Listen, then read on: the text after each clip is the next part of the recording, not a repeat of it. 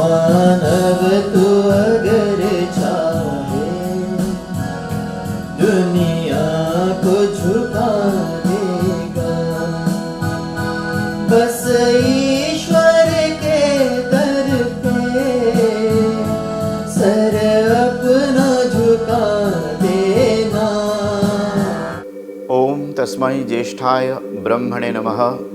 सभी दर्शकों को सादर सप्रेम अभिवादन। वैदिक विचार कार्यक्रम में आप सभी दर्शकों का विशेष स्वागत है। वैदिक विचार के अनुसार वेदों में और वैदिक शास्त्रों में 3 ऋणों का उल्लेख हुआ है। ऋण का मतलब कर्ज। हम ऋणी हो जाते हैं, कर्जदार हो जाते हैं अन्यों के प्रति। तो कहते हैं कि शास्त्रीय दृष्टि से 3 ऋण कहे गए हैं। ऋण का मतलब कर्ज। तो कौन कौन सा ऋण है? कहते हैं कि पितृ ऋण, ऋषि ऋण और देव ऋण। और इस प्रकार से इन तीनों ऋणों से हमें ऋण होना पड़ता है। तीनों ऋणों से हमें मुक्त होना पड़ता है। तो कहते हैं कि प्रथम ऋण क्या है? कहते हैं कि पितृ ऋण, अर्थात माता पिता ने हमको जन्म दिया है और बहुत प्रेम से सबका पालन पोषण किया है। इस कारण से हम माता पिता के ऋणी हो जाते हैं। और इस प्रकार से जब माता पिता इस धरती पर हैं, जब तक हैं, उनकी सेवा करना, उनकी कमियों को पूर्ण करना, कहते हैं कि ये पितृ यज्ञ है। तो पितृ यज्ञ के माध्यम से हम उस ऋण से उऋण होते हैं। उसके बाद माता पिता ने जो जन्म दे दिया है, तो हमारा दूसरा जन्म ऋषियों के माध्यम से होता है। और जैसे ही ऋषियों के माध्यम से दूसरा जन्म होता है, तो व्यक्ति तभी द्विज कहलाने का अधिकार होता है, तभी वह द्विज कहलाता है। अतएव दूसरा जो ऋण है वो ऋषि ऋण है। ऋषियों ने वेदों का ज्ञान दिया। हमारे गुरुजनों ने जो है ज्ञान विज्ञान से हमें ओतप्रोत कराया, हमें ज्ञान दे करके, विद्या दे करके दोबारा जन्म दिया। अतएव हम उन गुरुजनों के प्रति और ऋषियों के प्रति आभार प्रकट करते हैं। और जो कुछ हम लोगों ने ज्ञान के रूप में ग्रहण किया है, जो कुछ हम लोगों ने विद्या के रूप में ग्रहण किया है, उसे बांटना कर्तव्य बन जाता है। अतएव विद्या को बांट करके ही हम ऋषि ऋण से उऋण होते हैं। अपने गुरुजनों से आशीर्वाद ले करके उनके ऋणों से उऋण होते हैं।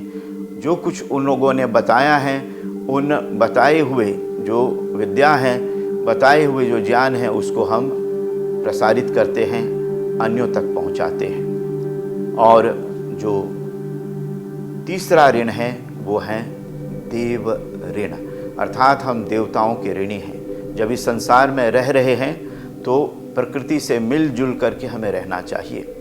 और जितने भी शक्तियां हैं इस प्रकृति में, कहते हैं कि सारी की सारी शक्तियां देव का रूप धारण किए हुए हैं।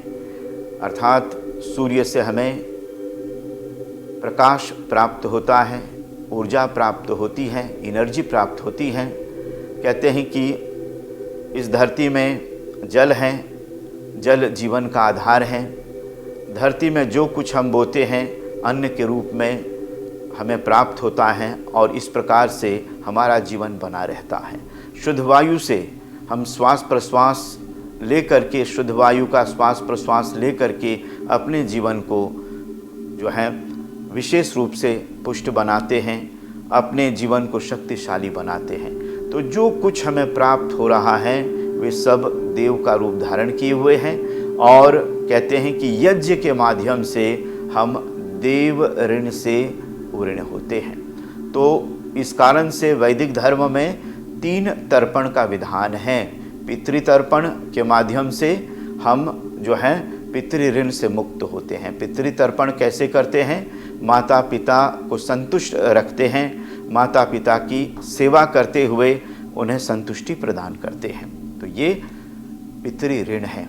और उसके बाद ऋषि ऋण कैसे उतारते हैं? तो कहते हैं कि जो कुछ विद्या, जो कुछ मंत्र या जो कुछ ज्ञान हम लोगों ने प्राप्त किया है ऋषियों के माध्यम से, उसको बांटना पड़ता है, उसको दोहराना पड़ता है, अन्यों को देना पड़ता है। और उसके बाद अध्ययन के माध्यम से, स्वाध्याय के माध्यम से हम ऋषि ऋण से ऋण होते हैं। और इस प्रकार से देव ऋण कैसे करते हैं? तो देव ऋण को उतारने से देव तर्पण करना पड़ता है। देव तर्पण का मतलब होता है यज्ञ करना और पवित्र अग्नि में आहुति देना। अतएव यज्ञ के माध्यम से हम देवताओं के ऋण को चुकाते हैं। प्रिय दर्शकों, आप लोगों ने श्रवण किया, इसके लिए धन्यवाद। और अब आज का वक्तव्य यहाँ विराम लेता है। ओम शांति शांति शांति। मानव तू अगर चाहे दुनिया को झुका देगा, बस